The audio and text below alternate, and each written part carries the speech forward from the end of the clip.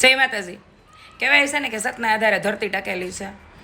તો બેફામ બનેલા અત્યારના આ ઝડપી યુગમાં હજી પણ ક્યાંક ને ક્યાંક માનવતા મહેકે છે. એનું ઉદાહરણ કાલે મેં એક વિડીયો જોયો જે ખાસો વાયરલ થયો છે કે જૂનાગઢના 5 થી 6 છોકરાઓ છે, યંગસ્ટર છે, એમને જૂનાગઢમાંથી જ ભૂતનાથ ચોકડી પાસેથી લાખ રૂપિયા પ્લસની રકમ અને દાગીનાની થેલી મળી.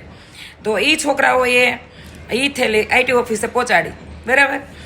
પણ મને એક વિચાર આવ્યો વિડીયો જોઈને એને કે આ છોકરાઓને અત્યારે ગેમ રમવાના રવાડે ચડે છે, અત્યારે કોઈ ડ્રિંકના રવાડે ચડ્યું છે, કોઈ ડ્રગ્સના રવાડે ચડ્યું છે, કોઈ વ્યભિચારના રવાડે ચડ્યું છે, પ્રેમમાં પડે દિલ તૂટે એટલે ક્યાંક ને ક્યાંક નવા નવા રસ્તાઓ અપનાવી રહ્યું છે, ગેમિંગના રવાડે ચડ્યું છે. તો આમાં પણ કેટલા હજી સારા એવા યંગસ્ટર છે જેના સંસ્કારો અંદર જીવે છે, ધબકે છે, અને એ ક્યાંય એટલે ક્યાંય છોકરાઓ જે સમાજના હોય ધન્યવાદને પાત્ર છે, બરાબર.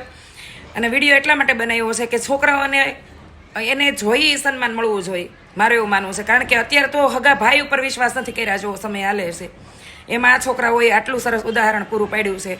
અને એની અંદર જ મેં મારા જીવનનો બાળપણનો એક પ્રસંગ કોમેન્ટમાં કીધો છે અને કોમેન્ટ પણ ખાસથી લાઈક કરી છે લોકોએ કે મારે જ્યારે હું ને મારા બેન ગામમાં અમે મોટા થતા હતા, અમારા મમ્મી પપ્પા નહોતા, દાદા દાદી પાસે મોટા થયા છીએ અમે, ત્યારે અમારા ગામમાં એક જાન આવી હતી રાયડીથી. અને જાનમાં પહેલાં તો ગામમાં જાન આવી હોય તો ગમે એ સેડે હોય જોવા જવાની ટેવ હતી. વરઘોડો ચડે ને એટલે આપણે એમ કે હાલો જોવા જઈએ વરાજો કેવો છે એમ. તો અમે જોવા ગયા ત્યાં બધી બૈરાઓ નાચતા હતા વરઘોડો ચડ્યો એમાં. તો બધા હારા ઘરની સ્ત્રીઓ હતી અને જાન હારા ઘરની હતી. તો એમાં બહુ બધા દાગીના પહેર્યા હતા અને એક બેનનો ચેન પડી ગયેલો, બરાબર. તો એ વખતે જાન આગળ વધી ગઈ અને ચેન અમને મારા બેનને જડ્યો. મારા બેનને અંબી બેનું લઈને ઘરે વાને દીધો, બા જો અમને આ ચેન મળ્યો એમ. મારા બા કે આ તો એ કે હોનાનું ચેન છે એમ.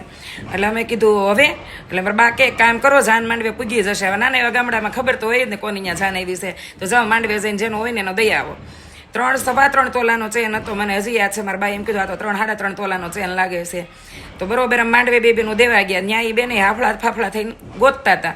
અને પછી ત્યાં એક અમે ડેલા પાસે જઈને અને કાકાને કીધું કે અમને ચેન જડ્યો હશે ને અહીંયા કોકનો ખોવાઈ ગયો હોય તો પૂછો તો. એટલે કે હા એ બેન ક્યારના ગોતે છે. એ બેનને લઈ આવ્યા.